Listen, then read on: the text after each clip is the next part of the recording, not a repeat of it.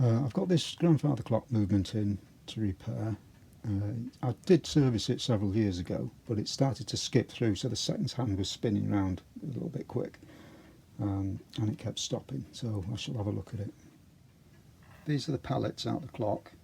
It's a deadbeat escapement, so you don't get that recoil on the seconds hand like you do usually. There is a lot of wear on the pallets. That one's been broken off at some point before, I seem to remember all this now. But it's been set back slightly out of line, but it's not too bad. One of the problems, I think the main problem, was that this screw had worked loose a little bit, and there was a little bit of play there, and I think that's why it was rattling through.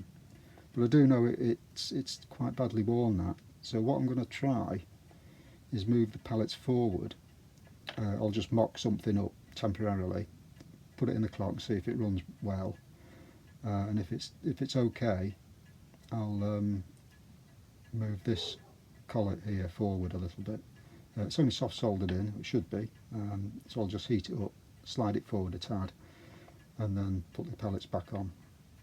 An alternative way to do it would be to make a spacer to go in between there, but I'd need longer screws, so I'd have to use BAs, probably an 8BA, so I'd have to re-tap that and put those through and hold it that way.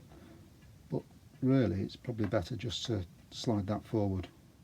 I've temporarily moved these pallets forward by putting a couple of 10BA set screws in and a nut on the end, and an 8BA nut in the middle as a spacer, just to push them forward so it works on a fresh bit of the pallet there.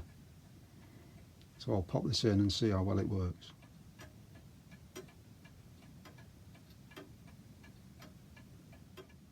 It's been running for about 4 hours now, so I'm quite happy with that. I've set it up in the vise with the space below the amount I want it to move, and the two holes for the screws are parallel with the jaws of the vise, so I know that it's not twisted at all. So I'll just apply a bit of heat on there and hopefully it'll just drop down.